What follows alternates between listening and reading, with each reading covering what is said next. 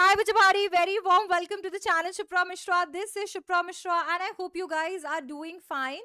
तो आज के इस वीडियो के अंदर राइटिंग सेक्शन के रिलेशन में आपको जो भी प्रॉब्लम है ना वो सब सॉल्व होने वाली है, क्योंकि एक ही वीडियो के अंदर मैं आपको सारा राइटिंग सेक्शन, यस, नोटिस से लेकर रिपोर्ट तक का सारा राइटिंग सेक्शन कराने वाली हूँ. It's going to be a very fun video, very informative video, और इस एक वीडियो की मदद से आपके 18 नंबर जो है वो पक्के होने वाले हैं. तो इस वीडियो को एंड तक जरूर जरूर जरूर देखना. ओके, तो चलो फिर फटाफट से शुरू करते हैं. यार सबसे पहले तो आपके 18 नंबर के गेम की बात कर ली जाए तो यहाँ पे शॉर्ट कंपोजिशन है जिसमें नोटिस राइटिंग और इन्विटेशन एंड रिप्लाईज पूछा जाता है. ठीक है, यहाँ पे लेटर राइटिंग के अंदर आपको 2 लेटर्स पूछे जाते हैं. एक है आपका लेटर टू द एडिटर, दूसरा है जॉब एप्लीकेशन, जिसमें से मैं आपको सजेस्ट करती हूँ कि जॉब एप्लीकेशन करना. एंड देन आता है आपका लॉन्ग कंपोजिशन जिसमें आर्टिकल और रिपोर्ट पूछा जाता है, जिसमें से मैं आपको सजेस्ट करती हूँ कि आपको रिपोर्ट करना चाहिए. अब चलिए फटाफट से शुरू करते हैं हमारे नोटिस राइटिंग से. देखो यार, नोटिस राइटिंग के अंदर एक ही एजेंडा होता है. हम चाहते हैं कि भाई हम इन्फॉर्म करें, सामने वाले को सारी डिटेल्स दे दें जिसमें डेट, वेन्यू, टाइम सब कुछ मौजूद हो, और ऑफ कोर्स हम चाहते हैं कि सबको पता हो कि कौन कौन इसके अंदर पार्टिसिपेट कर सकता है. अगर हम नोटिस की बात करें तो नोटिस 4 नंबर में पूछा जाता है जिसमें फॉर्मेट, कंटेंट, एक्सप्रेशन और एक्यूरेसी के नंबर होते हैं. अगर नोटिस के फॉर्मेट की बात करें तो नोटिस के फॉर्मेट में सबसे पहले नेम ऑफ द ऑर्गेनाइजेशन आता है. इधर और इधर जगह छूटी हुई होती है. जस्ट इसके नीचे की लाइन में नोटिस आता है जो कि कैपिटल लेटर में लिखा होता है, और इधर इसकी जगह छूटी हुई होती है. लेफ्ट हैंड साइड के अंदर डेट आती है, डेट, मंथ और ईयर के फॉर्मेट के अंदर, और इसके नीचे वाली लाइन के अंदर जस्ट बीच में हेडिंग आ जाती है जिसमें हम ये बता रहे होते हैं कि हम ये नोटिस जो है ये नोटिस किस लिए लिख रहे हैं, मतलब क्या टाइटल है, क्या टॉपिक है हमारे नोटिस का, ताकि कोई भी इंसान जो इस नोटिस को पढ़ रहा है उसे एग्जैक्टली पता हो कि ये नोटिस उसके काम का है भी या नहीं. फिर बात करते हैं हम लोग यहाँ पर मेन बॉडी की. मेन बॉडी पैराग्राफ फॉर्म के अंदर होती है, और यहाँ पर आप सारी की सारी इंफॉर्मेशन जो आपको सामने वाले पर्सन को देनी है वो लिख देते हो 50 वर्ड्स के अंदर अंदर. फिर इसके बाद में आप एक लाइन छोड़ दोगे, एक लाइन छोड़कर आएगा सिग्नेचर, आपका फुल नेम जो क्वेश्चन के अंदर गिवन है, और डेजिग्नेशन अगर क्वेश्चन के अंदर गिवन है. इन सारी चीजों को एक बॉक्स के अंदर सिक्योर कर दोगे और हो गया आपका नोटिस कंप्लीट. अगर नोटिस के कंटेंट की बात करें यानी मेन बॉडी की बात करें तो मेन बॉडी के अंदर आपको आपकी दिस इज टू इन्फॉर्म से शुरू करना है. दिस इज टू इन्फॉर्म से आपका नोटिस शुरू होगा. आप इन्फॉर्म करेंगे पार्टिसिपेंट्स को, for example classes 11th and 12th, classes 12 या क्लास 12. तो इस तरीके से आप यहाँ पर इन्फॉर्म कर रहे होते हैं. इसके बाद में आप बताते हैं कि किस चीज के बारे में इन्फॉर्म कर रहे हैं, क्या इवेंट है, कौन इस इवेंट को ऑर्गेनाइज कर रहा है, और इसके साथ साथ आप यहाँ पर रीजन भी दे रहे होते हैं कि क्या रीजन है, मतलब ये इवेंट जो है वो क्यों, क्या किस ओकेजन पे हो रहा है. इसके बाद में आप यहाँ पे डिटेल्स देते हैं जिसके अंदर आपका डेट, वेन्यू और टाइम मेंशन होता है. आप कॉल फॉर एक्शन देते हैं कि भाई इस नोटिस की मदद से आप सामने वाले से क्या एक्सपेक्ट करते हैं कि सामने वाला क्या करे. इसके बाद में आपको यहाँ पर हमेशा मेंशन करना होगा फॉर मोर इन्फॉर्मेशन कॉन्टैक्ट दी अंडरसाइंड, क्योंकि सीबीएसई चाहता है कि आप अंडरसाइंड का स्कोप हमेशा छोड़ो. ये आपके नोटिस में बहुत इंपॉर्टेंट है. और आपके लिए जो बहुत और भी ज्यादा इंपॉर्टेंट बात है वो ये है कि नोटिस के अंदर आपको ग्रामर पे हमेशा हमेशा हमेशा ध्यान रखना है. आपको ध्यान रखना है कि एक नोटिस हमेशा थर्ड पर्सन के अंदर लिखा जाएगा, जिसका मतलब ये है कि आप कभी भी ऐसे नहीं लिखोगे this is to inform class 11th and 12th that we are organising a marathon. No, ये होगा this is to inform class 11th and 12th that Bali public school is organising a marathon, या फिर the school is organising a marathon. So आपको ध्यान में रखना है कि हमेशा जब भी आप नोटिस लिख रहे हो तो वो थर्ड पर्सन में होना चाहिए. ऑलराइट, इसके साथ में आपको ये भी ध्यान रखना है कि नोटिस प्रेजेंट टेंस के अंदर होगा. दैट मींस कभी भी आप ऐसे नहीं लिखेंगे this is to inform classes 11th and 12th that SDC school will be organizing a marathon. आप लिखेंगे this is to inform classes 11th and 12th that SDC school is organising a marathon. तो ये आपका grammar का rule number 2 है जो आपको यहाँ पर ध्यान रखना है. ठीक है, इसी से जुड़ा हुआ अगर मैं आपको ये वाला एग्जाम्पल दूं, जैसे कि if you are interested please give your name to the undersigned. ऐसे नहीं होना चाहिए, जबकि ऐसा होना चाहिए those who are interested may submit their name to the undersigned. Okay, so यहाँ पर आपको ये चीज ध्यान रखनी होती है. देखो हमेशा याद रखो जब भी आप विल को ऐड कर देते हो किसी सेंटेंस के अंदर तो वहां पर ना अनसर्टिनिटी बहुत ज्यादा बढ़ जाती है. इसी वजह से हम सर्टिनिटी दिखाने के लिए हमेशा इस्तेमाल करते हैं हमारे प्रेजेंट टेंस का. जैसे यहाँ पर हमने किया I am going to take your class tomorrow. अगर मैं बोल रही हूँ I am going to take your class tomorrow तो यहाँ पे सर्टिनिटी ज्यादा है. I will take your class tomorrow बहुत ही अनसर्टिन होता है. यही रीजन होता है कि हम नोटिस के अंदर प्रेजेंट टेंस का इस्तेमाल करते हैं ना कि फ्यूचर का. ऑल राइट, तो इसके बाद में आ जाते हैं हम इन्विटेशन एंड रिप्लाईज में। देखिए दो तरीके के इन्विटेशन होते हैं, फॉर्मल इन्विटेशन और इनफॉर्मल इन्विटेशन। अगर फॉर्मल इन्विटेशन की बात करें तो ये फॉर्मल रिलेशनशिप के लिए लिखा जाता है, फॉर्मल टोन होती है, थर्ड पर्सन के अंदर इसको लिखा जाता है। आप जब भी इसको लिखोगे तो ऐसे लिखोगे, शिप्रा मिश्रा इनवाइट्स अपूर्वा, ना कि आई इनवाइट यू। जबकि अगर हम इनफॉर्मल इन्विटेशन की बात करें तो इसे फ्रेंड्स और फैमिलीज के लिए फ्रेंड्स और फैमिली के लिए लिखा जाता है, बहुत ही फ्रेंडली टोन के अंदर लिखा जाता है और इसके अंदर थर्ड पर्सन वाला रूल एप्लीकेबल नहीं होता है। फॉर्मल इन्विटेशन के अंदर कार्ड और लेटर दोनों बनते हैं, जबकि इनफॉर्मल इन्विटेशन के अंदर सिर्फ और सिर्फ लेटर बनता है। तो मतलब इन द नटशेल, कार्ड और नोट आप सिर्फ फॉर्मल इन्विटेशन में बनाओगे, जब आपको एक से ज्यादा लोगों को इनवाइट करना है तब बनाओगे, और जब आपको पर्सनल टच की कोई जरूरत नहीं है तब बनाओगे एक बॉक्स में। जबकि लेटर को आप फॉर्मल और इनफॉर्मल इन्विटेशन दोनों में बना सकते हो। ये पर्सनल टच के लिए, अगर मान लीजिए किसी को आप पर्सनली इनवाइट करना चाहते हो तब ये काम आता है, और इसे एक पर्सन के, अगर मान लीजिए किसी एक पर्सन को इनवाइट करना है तभी इसका इस्तेमाल किया जाता है। ऑल राइट, कार्ड की से रिलेटेड कुछ बातें आपको ध्यान में रखनी पड़ेगी। कार्ड जो होता है उसे एक सिंगल सेंटेंस फॉर्मेट के अंदर लिखा जाएगा, ठीक है। इसके अंदर कोई फाइनल पंक्चुएशंस नहीं होंगे, यानी कोई एक्सक्लेमेशन मार्क, कोई फुल स्टॉप या क्वेश्चन मार्क नहीं होगा। ये सिंपल प्रेजेंट टेंस के अंदर लिखा जाता है, थर्ड पर्सन के अंदर लिखा जाता है, और इसमें बॉक्स बनाना कंपल्सरी होता है। तो कार्ड कुछ इस प्रकार बनता है। नेम ऑफ द होस्ट के बाद में आप इन्विटेशन एक्सटेंड करते हैं, इवेंट के बारे में बताते हैं, ओकेजन क्या है वो बताते हैं, डेट टाइम वेन्यू यहां पर बताएंगे। अगर कोई स्पेशल इंफॉर्मेशन या स्पेशल इनवाइटीज हैं तो वो जरूर मेंशन करेंगे। साइड में लगकर लिखेंगे RSVP, जिसका मतलब होता है प्लीज रिस्पॉन्ड, और नीचे आपका नाम और कॉन्टैक्ट डिटेल्स डाल देंगे। इन सारी चीजों को एक बॉक्स में सिक्योर कर देंगे और ये हो गया आपका कार्ड कंप्लीट।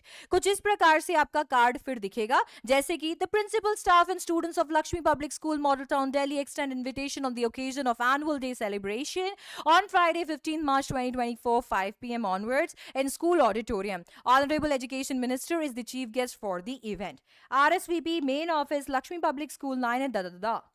ऑलराइट, नेक्स्ट आप देखेंगे कि किस तरीके से अगर मुझे फॉर्मल इनविटेशन लिखना है और फॉर्मल इनविटेशन के जरिए किसी एक इंसान को इनवाइट करना है तो मैं कैसे बनाऊंगी। सबसे पहले सेंडर्स एड्रेस, मैं लाइन छोड़ दूंगी, फिर आएगा डेट, लाइन छोड़ूंगी, रिसीवर्स एड्रेस, लाइन छोड़ूंगी, सब्जेक्ट को अंडरलाइन करूंगी, लाइन छोड़ूंगी, आ जाएगा मेरा सैल्यूटेशन। सैल्यूटेशन में डियर सर को अवॉइड करेंगे, सर और मैम लिखेंगे क्योंकि यही फॉर्मल है। इसके बाद में आ जाएगा आपका मेन बॉडी। मेन बॉडी के अंदर भी वही सारी बातें मेंशन करनी है जो कार्ड में मेंशन करी थी, बट यहां पर पैराग्राफ फॉर्म के अंदर करनी है।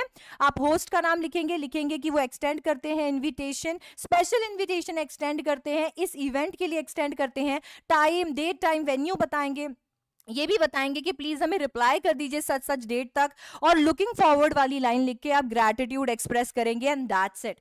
एक लाइन छोड़ेंगे, योर्स ट्रूली यानी कॉम्प्लीमेंट्री क्लोज डालेंगे, नाम डालेंगे, अपना डेजिग्नेशन डालेंगे। यहां पर सिग्नेचर ऑप्शनल है, चाहिए तो लिख दीजिएगा, नहीं तो कोई टेंशन नहीं है। यहां पर भी इस चीज का ध्यान रखना है कि ये भी थर्ड पर्सन में आएगा और प्रेजेंट टेंस आपको यहां पर भी मेंटेन करके रखना होगा। एग्जांपल के तौर पे, बाल विद्या मंदिर आगरा दददा 30 December 2023, the mayor Agra city दददा, subject invitation for annual sports day. Sir, Bal Vidya Mandir extends cordial invitation to Mr. Mayor for their 25th annual sports day on Monday, 15 January 2024, 10 a.m. onwards in school ground. They shall be honored if he graces the occasion as the chief guest. Awaiting positive reply by 5th January 2024. Thank you. All right. इसके बाद में yours faithfully XYZ principal बाल विद्या मंदिर। Okay, अब अगर मान लीजिए मेरे को यहाँ पर इनफॉर्मल इनविटेशन एक्सटेंड करना है तो वो कैसे करूंगी, इनफॉर्मल लेटर के फॉर्मेट में। बहुत सारे स्कूल्स में इनफॉर्मल लेटर के फॉर्मेट में रिसीवर्स एड्रेस पहले देते हैं और उसके बाद सिमिलर फॉर्मेट होता है, बट एक्चुअल फॉर्मेट में सबसे पहले सेंडर्स एड्रेस आता है, आप लाइन छोड़ते हैं, डेट आता है, लाइन छोड़ते हैं, सैल्यूटेशन आता है। यहाँ पर आप डियर का इस्तेमाल कर सकते हैं, तो डियर नाम या फिर डियर रिलेशन आ जाता है। फिर आपकी कॉन्टेंट यानी कि मेन बॉडी आती है, लाइन छोड़ते हैं, कॉम्प्लीमेंट्री क्लोज के बाद आपका नाम आता है। अगर आपके स्कूल में सेंडर्स एड्रेस की बजाय रिसीवर्स एड्रेस से शुरू करने के लिए बोला है तो आप वो भी फॉलो कर सकते हैं।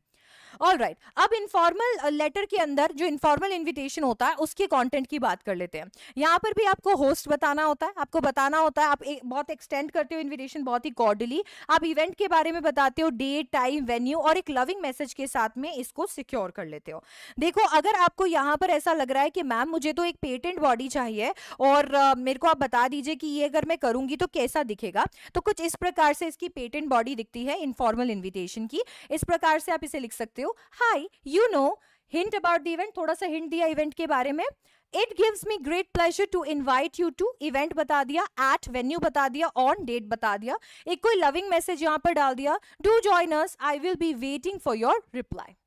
ठीक है, ओके आ जाते हैं हम लोग रिप्लाईज पे। रिप्लाईज में हमेशा लेटर लिखा जाता है, फॉर्मल रिप्लाई तब लिखा जाता है जब फॉर्मल इन्विटेशन आया हो, यहाँ पर टोन भी फॉर्मल रहती है, थर्ड पर्सन में आपको इसको लिखना होता है और लेटर का फॉर्मेट फॉलो करना होता है।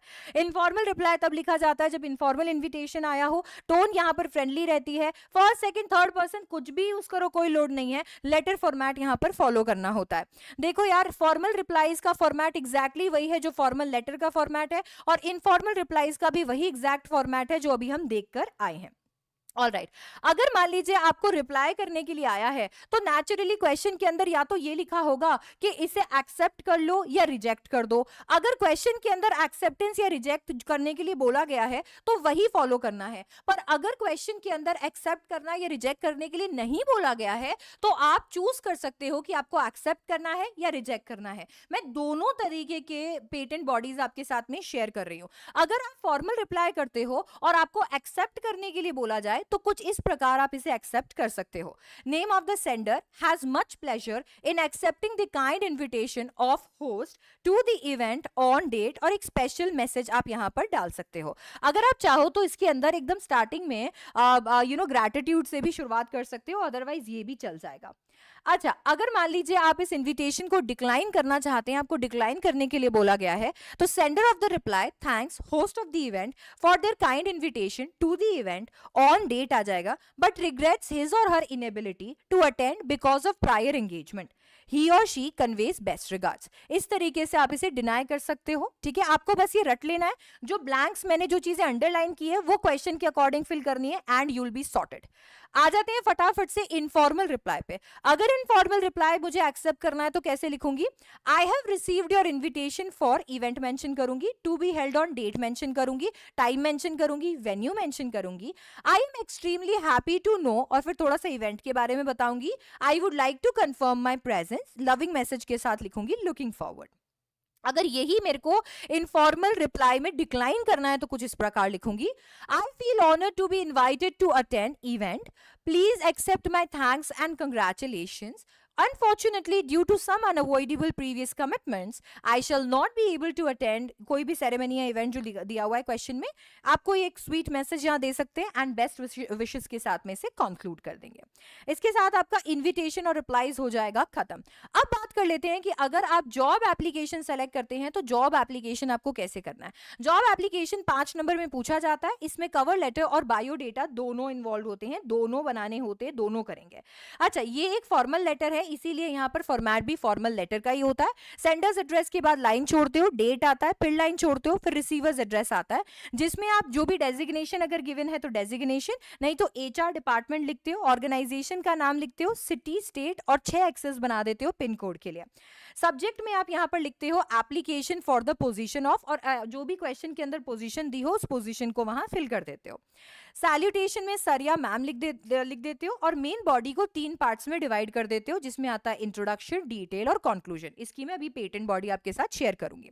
फिर आ जाता है थैंक यू, इसके बाद आता है योर्स। योर्स आपका कॉम्प्लीमेंट्री क्लोज है, नाम जो कि क्वेश्चन में गिवन हो, उसके बाद में आप एक लाइन छोड़ के ENCL यानी एनक्लोज कर देते हो बायोडेटा।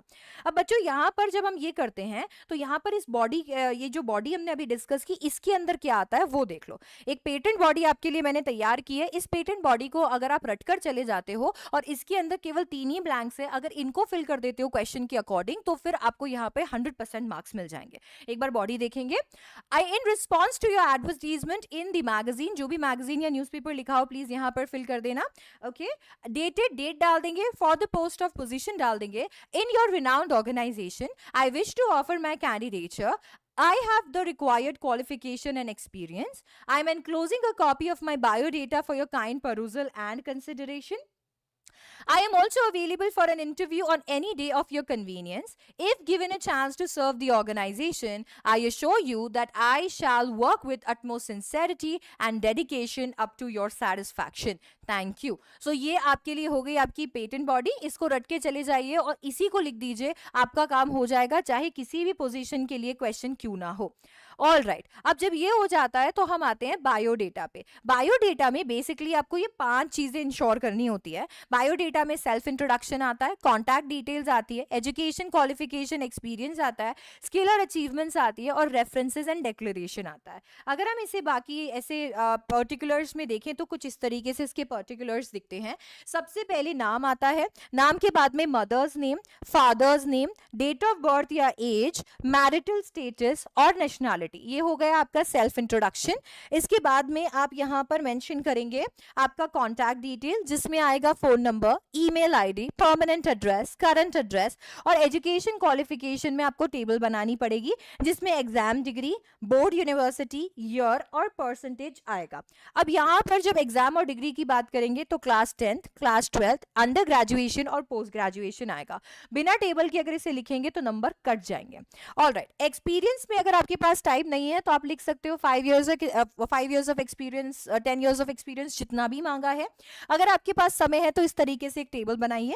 यहाँ पर जो भी पोजीशन आपको क्वेश्चन में दी है वो पोजीशन फिल कीजिए और ऑर्गेनाइजेशन में XYZ company, ABC publication, SDC school कुछ भी भर दीजिए और यहाँ पर अपने मन के हिसाब से ईयर्स डालते रहिए कि 2 साल यहाँ काम किया, 3 साल यहाँ काम किया, 5 साल यहाँ काम किया, ऐसा किया, ऐसा.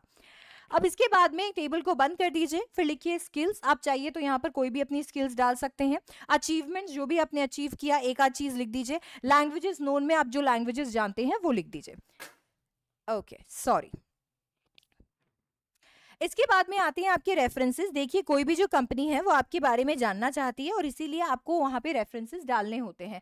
रेफरेंसेस में आप 2 लोग को चूज करोगे, 2 लोगों के रेफरेंसेस देते हो. तो पहले पर्सन का नाम आता है, फिर रिलेशन आता है, फिर कॉन्टैक्ट आ गया, फिर दूसरे पर्सन का नाम आ गया, रिलेशन आ गया और फिर कॉन्टैक्ट आ गया. यहाँ पर आप अपने मन से रिलेशन, मन से कॉन्टैक्ट और मन से नाम लिख सकते हो. सूडोनाम लिखोगे तो बहुत ही अच्छा है. डेक्लेरेशन डालोगे, रट लो डेक्लेरेशन. डेक्लेरेशन हेडिंग डालोगे, फिर लिखोगे I hereby declare that A4 mention particulars are correct to the best of my knowledge. इसके बाद यहाँ पर एग्जाम की डेट डालोगे 22 फरवरी और यहाँ पर सिग्नेचर कर दोगे और इसके साथ आपका बायोडेटा यानी कि आपका जॉब एप्लीकेशन भी हो जाएगा खत्म. ठीक है, तो जॉब एप्लीकेशन भी खत्म हो गया. अच्छा, अब आ जाते हैं हम लोग यहाँ पर हमारे लेटर टू दी एडिटर पे. बच्चों, लेटर टू दी एडिटर एक फॉर्मल लेटर है. न्यूज़पेपर या मैगजीन के लिए लिखा जाता है, सोशल कंसर्न्स के लिए लिखा जाता है. और प्लीज प्लीज प्लीज ये चीज ध्यान रखो कि लेटर टू दी एडिटर में एडिटर को हम रिक्वेस्ट करना चाहते हैं कि वो हमारे लेटर को अपने न्यूज़पेपर में छापे, ताकि से वहां से अथॉरिटीज की आंखें खुले और वो हमारी मदद करे. इसमें एडिटर की ना तो कोई गलती है और ना ही एडिटर कुछ और कर सकता है. अब वो खुद खुरपी लेकर तो कुछ नहीं कर पाएगा और ना ही सीमेंट लेकर आकर हमारे गड्ढे भर पाएगा. तो वो सिर्फ और सिर्फ अपने न्यूज़पेपर में हमारे लेटर को जगह दे सकता है. तो हमें जब हम बात कर रहे होते हैं, जब हम लेटर लिख रहे होते हैं, तो इस चीज का हमेशा ध्यान रखना चाहिए. चलो, अब फटाफट से यहाँ पर आ जाएंगे हम लोग इसके फॉर्मेट पे. देखिए, फॉर्मेट कुछ इस प्रकार है. सेंडर्स एड्रेस आएगा, फिर आप स्पेस छोड़ दीजिए. डेट आएगा, स्पेस छोड़ दीजिए. रिसीवर्स एड्रेस आएगा, जिसमें आएगा द एडिटर, न्यूज़पेपर का नाम आ गया, सिटी स्टेट आ गया. फिर इसके बाद सब्जेक्ट आएगा 4 से 5 वर्ड्स में. सैल्यूटेशन आएगा, जिसमें सर आएगा. अगर डियर लिखना चाहते हो तो डियर एडिटर आएगा. फिर मेन बॉडी आ गई, जिसमें इंट्रोडक्शन आएगा, फिर पैरा चेंज करो, डिटेल आएगा, फिर पैरा चेंज करो, कंक्लूजन और थैंक यू. कॉम्प्लीमेंट्री क्लोज आएगा, या तो योर सिंसियरली लिख लो, फेथफुली लिख लो या ट्रूली लिख लो. फुल नेम आएगा और आ जाएगा आपका डेजिग्नेशन. बच्चों, जब हम कंटेंट की बात करते हैं, आपको हमेशा जोर आता है लेटर टू द एडिटर में कंटेंट बनाने के लिए. इस वाले वीडियो के बाद ऐसा नहीं होगा. यहाँ देखो, आप जब लेटर को शुरू करोगे तो कुछ इस प्रकार शुरू करोगे. Through the columns of your esteem newspaper, I would like to draw the attention attention of the concerned authorities, general public towards problem. जो भी क्वेश्चन में गिवन हो डिट्टो वही प्रॉब्लम यहाँ पर लिख देना, काम हो जाएगा. फिर इसके बाद में आप यहाँ पर डिटेल सेक्शन में थोड़ा सा प्रॉब्लम को कैसा कैसा क्या क्या हो रहा है वो एक्सप्लेन करो, बताओ कि उससे क्या क्या इश्यूज आ रहे हैं. अगर आपके दिमाग में कोई सजेशन, कोई सोल्यूशन, कोई हो पा रहा है तो वो लिखो. और फाइनली बता दो कि मैंने बहुत कोशिश की पर अथॉरिटीज मेरी सुनती ही नहीं है, अथॉरिटीज मेरे को इग्नोर ही करे जा रही है. एंड इसके बाद आ जाएगा आपका conclusion. I believe that highlighting this problem, concern या issue through your newspaper would bring it to the attention of the authorities या जनरल पब्लिक सो दैट, और फिर जो एक्सपेक्टेशन है आपकी वो लिख दो. And thank you. देखो इसको जब लिखोगे तो कुछ इस प्रकार दिखेगा, मैं दिखाती हूँ. देखो एग्जाम्पल के तौर पे 12 रोशन कॉलोनी आलमपुर, 13 जनवरी 2024, the editor modern times Alampur. फिर आ गया subject, need of the effective measures for the safety of the elderly. Dear editor, through the column, exactly वही जो मैंने अभी बताया है वही लिखा हुआ है. Through the columns of your esteemed newspaper, I would like to draw attention of the concerned authorities towards the murders of 2 elderly people that recently took place in our area. मैंने paragraph change किया और लिखा, this recent incident has shocked the residents of the area to the core. The couple lived alone as their children live in Mumbai. These murderers were tracking their activities for many days in order to rob them. There are many elderly couples who live alone in this part of the area, full stop. After these incidences, it has become very dangerous and risky to leave our elderly, even for work in the same city. We are extremely scared for the safety of our loved ones. The police are not taking adequate steps to ensure our safety, even after repeated instances of robbery and murders in our area. I believe that highlighting the issue through this issue through your newspaper would bring it to the attention of the concerned authorities so that they can take appropriate action at the earliest to ensure safety of our elderly. Thank you, yours truly, Sangeeta. So basically आपको यहाँ पर सिर्फ introduction और detail में मैंने आपको बताया था कि आपको यहाँ पर जो भी आप फेस कर रहे हो वो बताना है कुछ सजेशन के साथ में, फिर बताना है कि कोई भी जो अथॉरिटी है वो आपकी बात बिल्कुल नहीं सुन रही है और इसीलिए आपने ये चिट्ठी लिखी है ताकि आप इस चिट्ठी के द्वारा कंसर्न्ड अथॉरिटीज तक वापस पहुंच सको. इस तरीके से आपका लेटर टू द एडिटर दिखेगा. अब बात कर लेते हैं कि अगर आपको यहाँ पे एक्सप्रेशन में नंबर नहीं कटवाने हैं तो किन चीजों का ध्यान रखना है. आपको यहाँ पर ध्यान रखना है आईडीसी का, इंट्रोडक्शन डिटेल कंक्लूजन में आपका पूरी चिट्ठी जो है वो डिफाइन होनी चाहिए. 120 to 150 वर्ड्स के अंदर आपका पूरा मैटर सम अप होना चाहिए. कंटेंट आपका लॉजिकली अरेंज होना चाहिए और ग्रामर और स्पेलिंग्स में बिल्कुल भी मिस्टेक नहीं होनी चाहिए.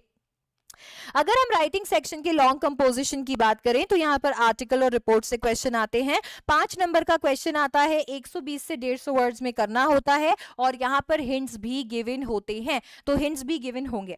ओके, अगर आप आर्टिकल चूज करते हो तो यहाँ पर भी आपको फॉर्मेट, कंटेंट और एक्सप्रेशंस के मार्क्स मिलेंगे. आर्टिकल का फॉर्मेट कुछ इस प्रकार है. सबसे पहले आप टाइटल और हेडिंग डाल देते हो, यहाँ पे आप बाय लिखकर जो भी राइटर का नाम है वो डाल देते हो और फिर आ जाता है आपका मेन बॉडी. इंट्रोडक्शन में आप टॉपिक को इंट्रोड्यूस करते हो जो कि आपका थीम होता है, उसको आप किसी कोट से, स्टेटमेंट से, फैक्ट से या क्वेश्चन से इंट्रोड्यूस कर सकते हो. डिटेल वाले सेगमेंट में आप advantages, disadvantages, pros, cons, cause, effects, कोई स्टोरी, कोई एग्जांपल, कोई इंसिडेंट्स कुछ भी यहाँ पर शेयर कर सकते हो. और आ जाएगा आपका कंक्लूजन जिसमें आएगा आपका थीम. आप बताओगे कि यार मतलब सामने वाले ने आपका आर्टिकल पढ़ा, उसको पता तो होना चाहिए यार मैंने आर्टिकल पढ़ा, इससे मैंने क्या सीखा. तो आप यहाँ पर जब कंक्लूजन करोगे तो ऐसा ठोस कंक्लूजन करना है कि सामने वाले को आंसर मिल जाए कि आखिरकार मैंने आर्टिकल पढ़ा क्यों था. सम अप करोगे पूरे के पूरे आर्टिकल को या फिर कोई कोट और स्टेटमेंट के साथ में कंक्लूड कर दोगे. ठीक है, तो आर्टिकल राइटिंग इस प्रकार होता है. देखो यार, आर्टिकल राइटिंग के अंदर आपको कुछ चीजों का ध्यान रखना है. सबसे पहले आपको क्वेश्चन बहुत अच्छे से पढ़ना है, लीड वर्ड्स और फ्रेजेस को मार्क करना है, जो भी आइडियाज सीबीएसई ने दिए हैं उनको भी ध्यान में रखना है. इसके साथ में आपको आइडिया जनरेशन, आइडियाज उनके पढ़ के आपके दिमाग में जो भी आइडियाज आ रहे हैं उनको कहीं पर जॉट डाउन कर लेना चाहिए. तो आपके पास में जो मार्जिन बना हुआ होता है यहाँ इस मार्जिन के अंदर यहाँ पर जॉट डाउन कर लेना. ठीक है, और फिर इनको ऑर्गेनाइज कर देना कि यार मैं कौन कौन सी चीज इंट्रोडक्शन में लिखूंगी, कौन कौन सी चीज मेरे डिटेल सेक्शन में आएगी, कौन कौन कौन सी चीज मुझे कंक्लूजन में लिखनी है। उसके बाद आ जाएगा आपका आइडिया डेवलपमेंट, यानी कि लिखना शुरू करना। एक बार लिखने के बाद जरूर पढ़ लेना ताकि कोई भी ग्रामेटिकल एरर या स्पेलिंग मिस्टेक हो तो वो भी चेक हो जाए। याद रखो अपने आइडियाज को इस तरीके से स्ट्रक्चर करो कि आपके बेस्ट आइडियाज इंट्रोडक्शन में और बेस्ट आइडियाज कंक्लूजन में हो। ऐसा इसके लिए है क्योंकि टीचर सबसे पहले शुरुआत की कुछ लाइंस और फिर आखिरी की कुछ लाइंस पढ़कर डिसाइड कर लेती हैं कि आपने कैसा आर्टिकल लिखा है। तो अपने बेस्ट आइडियाज को इंट्रोडक्शन और कंक्लूजन में डालना बिल्कुल मत भूलना। अब बात कर लेते हैं रिपोर्ट राइटिंग की। ये भी 5 नंबर में पूछा जाता है, 120 से 150 वर्ड्स में। 1 नंबर फॉर्मेट का, 3 नंबर कंटेंट की और 1 नंबर एक्सप्रेशन का यहाँ पर मिलता है। रिपोर्ट राइटिंग में न्यूज़पेपर और मैगजीन के लिए रिपोर्ट लिखी जा सकती है। न्यूज़पेपर की रिपोर्ट का फॉर्मेट में आपको हेडलाइन मिलेगा, यहाँ पे आप बाय लाइन में रिपोर्टर का नाम लिखोगे, प्लेस और डेट डालोगे और मेन बॉडी में इंट्रोडक्शन, डिटेल और कंक्लूजन में इसको डिवाइड कर दोगे। मैगजीन जो है इसमें भी हेडलाइन आएगा, रिपोर्टर का नाम आएगा, मेन बॉडी में इंट्रोडक्शन, डिटेल और कंक्लूजन आएगा। याद रखो कि रिपोर्ट जो है वो किसी ऐसे इवेंट को रिकॉर्ड करने के लिए होती है जो हो चुका है। तो अगर कोई एक चीज हैपनिंग या नॉन हैपनिंग किसी चीज की हो चुकी है तो वो आप रिकॉर्ड करते हो और इसीलिए हमेशा रिपोर्ट पास्ट टेंस में होती है। तो ग्रामर में बस एक ही चीज का ध्यान रख लोगे तो आपका सारा काम हो जाएगा। रिपोर्ट को हमेशा पास्ट टेंस में लिखना है। अब बात कर लेते हैं कि रिपोर्ट के अंदर कंटेंट में हमें क्या क्या लिखना है, मतलब कंटेंट में क्या क्या आएगा। तो रिपोर्ट जो है वो अलग अलग तरीके की होती है, अलग अलग तरीके के क्वेश्चंस इस पे पूछे जाते हैं और हर क्वेश्चन के अंदर कंटेंट अलग होता है। तो चलो फटाफट से देख लेते हैं कि कौन कौन से टाइप की रिपोर्ट आती है और उसमें हमें क्या क्या लिखना होता है। अगर रिपोर्ट में robbery, accident, calamity, disease outbreak या सिविक प्रॉब्लम आ जाए तो आप यहाँ पर कैची हेडलाइन, बायलाइन के साथ में इंट्रोडक्शन दोगे, रीजन दोगे कि ये सब हुआ तो क्यों हुआ, डिटेल्स दोगे व्हाट, व्हेन, वेयर, हुम, हु, हुज, व्हाई, हाउ की। आप यहाँ पे आई विटनेस अकाउंट या लोगों के एक्सपीरियंस के बारे में बताओगे, कितनी मौतें हुई हैं, कितना डैमेज हुआ है वो बताओगे, एक्शन क्या लिया अथॉरिटीज ने वो बताओगे, रिलीफ मेजर्स बताओगे और कंक्लूजन और कमेंट्स आ जाएंगे। अगर कोई कल्चरल या स्पोर्ट इवेंट पे रिपोर्ट आई है तो कैची हेडलाइन से शुरू करके बायलाइन आएगी। इंट्रोडक्शन दोगे, भाई क्या ओकेजन है, कौन ऑर्गेनाइज कर रहा है, कौन स्पॉन्सर है, डेट, टाइम, वेन्यू बताओगे, कौन चीफ गेस्ट है, कौन स्पेशल इनवाइटीज है वो बताओगे। फाइनली ऑब्जेक्टिव बताओगे, हाईलाइट भाई प्रोग्राम का मेन हाईलाइट क्या है वो बताओगे, परफॉर्मेंसेस और इवेंट्स के बारे में बताओगे, अगर कोई प्राइज मिला है, कोई अवार्ड मिला है, कोई रिवॉर्ड मिला है, कोई एनुअल रिपोर्ट डिस्ट्रीब्यूशन हुआ है तो वो बताओगे और एक मैसेज भी बता दोगे कि भाई चीफ गेस्ट ने आकर क्या कहा, वोट ऑफ थैंक्स बताओगे और ओवरऑल रिस्पॉन्स दे दोगे। कॉम्पिटिशन्स पे अगर रिपोर्ट आती है तो एक कैची हेडलाइन और बायलाइन के बाद में बताओगे भाई ये कॉम्पिटिशन किस ओकेजन, किस उपलक्ष्य में किया गया, कौन कौन इसके ऑर्गेनाइजर थे, क्या डेट, क्या टाइम, क्या वेन्यू था, ऑब्जेक्टिव क्या था इस कंपटीशन का, इसका कोई लेवल, टॉपिक या पार्टिसिपेंट्स थे कि नहीं थे। बताओगे कि भाई इसको शुरू कैसे किया गया, कोई दिया लाइटिंग सेरेमनी हुई थी, कोई वेलकम स्पीच था, क्या था। फाइनली जजेस, चीफ गेस्ट के बारे में बताओगे, परफॉर्मेंसेस और रिजल्ट्स बताओगे, कौन कौन जीता, क्या क्या मिला उनको और बाकी लोगों को सर्टिफिकेट्स मिले ये बताओगे। मैसेज बाय चीफ गेस्ट आ जाएगा और स्पेशल मैसेज और बाकी लोगों को किस तरीके से एड्रेस किया वो बताओगे। ऑलराइट, इसके बाद में आप वोट ऑफ थैंक्स और ओवरऑल रिस्पांस के साथ इसे खत्म करोगे। अगर वर्कशॉप, सेमिनार या टॉक शो पर रिपोर्ट आ जाती है तो कैची हेडलाइन और बायलाइन के साथ इंट्रोड्यूस कर दोगे, डिटेल्स दोगे कि क्या कब हुआ था, क्या टाइम था, क्या ड्यूरेशन था, क्या वेन्यू था, ये जो वर्कशॉप, सेमिनार या टॉक शो था इसका क्या ऑब्जेक्टिव या मोटो था। यहाँ पे स्पीकर्स और होस्ट के बारे में बताओगे, गेस्ट और चीफ गेस्ट, स्पेशल इनवाइटीज के बारे में बताओगे क्या क्या एक्टिविटीज हुई थी, ये एक्टिविटीज में आपको जो समझाना चाहते थे वो किन चीजों की मदद से समझाया गया, ऑडियो वीडियो मीन से, चार्ट्स की मदद से, डॉक्यूमेंट्री की मदद से, स्किट की मदद से, इंटरव्यू की मदद से या फिर परफॉर्मेंसेस की मदद से। Question answer round, expert comments, people's comment, field activity अगर हुई थी क्या और आपने इससे क्या सीखा, आपकी क्या लर्निंग थी, वोट ऑफ थैंक्स या वोट ऑफ थैंक्स होगा ये, एंड देन उसके बाद में आप यहाँ पर अपना मैसेज दे दोगे। फाइनली रैली, ड्राइव या कैंपेन पे अगर क्वेश्चन आता है तो आप हेडलाइन और बायलाइन के बाद सीधा बताओगे क्या इवेंट है, क्यों ये चीज हुई है, किसने ऑर्गेनाइज किया, कितने ड्यूरेशन के लिए, क्या वेन्यू या कौन कौन से प्लेसेस कवर किए गए, क्या ऑब्जेक्टिव, क्या मोटो था, कौन कौन सी एक्टिविटीज यहाँ पर हुई, ये अवेयरनेस कैसे फैलाई गई, कोई पोस्टर्स थे, कोई एड्स थे, कोई बैनर्स थे, कोई कैप्स था, कोई टी शर्ट्स थे, स्पेशल रिमार्क्स और पर्सन ऑफ ऑनर या कोई किसी की स्पेशल प्रेजेंस थी तो वो बता दोगे। मीडिया कवरेज या सोशल मीडिया के बारे में बताओगे कि भाई मीडिया ने कवरेज किया, सोशल मीडिया कितना इन्वॉल्व था, कुछ ट्रेंडिंग वेंडिंग हो गया तो वो बता दोगे। क्या क्या लेसन थे, क्या आइडिया कन्वे किया, क्या रिक्वेस्ट की, वो बताओगे। And overall success and conclusion आ जाएगा। लास्ट आती है आपकी ऐसी रिपोर्ट जिसमें कैंप, विजिट, एग्जीबिशन और टूर्स आते हैं। आप यहाँ पर बेसिक चीजें जैसे कि कहाँ कहाँ गए थे, किसने ऑर्गेनाइज किया, डेट, ड्यूरेशन, कौन कौन गया था, कितनी फीस थी, ओवरऑल एक्सपीरियंस, ये बताते हो। बट अगर हम सिंगुलरली देखें तो जब कैंप के बारे में बताते हो तो बताते हो कौन सा, क्या पर्पस था, क्या नेचर था कैंप का, कौन कौन सी एक्टिविटीज हुई। विजिट के बारे में बताते हो तो बताते हो कि कहाँ लेकर गए थे, क्यों लेकर गए थे, क्या सीखा। एग्जीबिशन में बताते हो क्या टाइप का एग्जीबिशन था, क्या लेवल था, क्या सब्जेक्ट था। और टूर के अंदर बताते हो क्या क्या देखा, कहाँ रुके, क्या खाया, डांस, सीनिक ब्यूटी, प्रोग्राम्स और ये सब कुछ। तो इसकी मदद से आज हम लोगों ने कंप्लीट कर लिया है। हमें जो भी रिवाइज करना था, हमें जो भी जानना था, हमारे सारे के सारे राइटिंग टॉपिक्स में राइटिंग सेक्शन मैंने इस एक वीडियो के अंदर कवर कर दिया है। पेटेंट बॉडीज जहां पर भी थी, जहां पर स्ट्रक्चर था, जहां पर जो भी फॉर्मेट था, जो भी ग्रामेटिकल चीजें आपको ध्यान रखनी थी, everything is covered in this video. I hope कि ये वीडियो आपकी मदद करेगा और आपको ये वीडियो पसंद आया होगा। अगर हाँ तो प्लीज प्लीज प्लीज इसे लाइक करना और अपने फ्रेंड्स के साथ जम के शेयर करना। इस चैनल को भी सब्सक्राइब कर लेना आपके इंग्लिश रिलेटेड कंटेंट के लिए, स्टडी टिप्स एंड ट्रिक्स के लिए, एंड ऑफ कोर्स अगर आपको ये वीडियो और मैंने जैसे पढ़ाया अच्छा लगा तो उसके लिए भी। And I see you in the next one. Thank you so much for watching.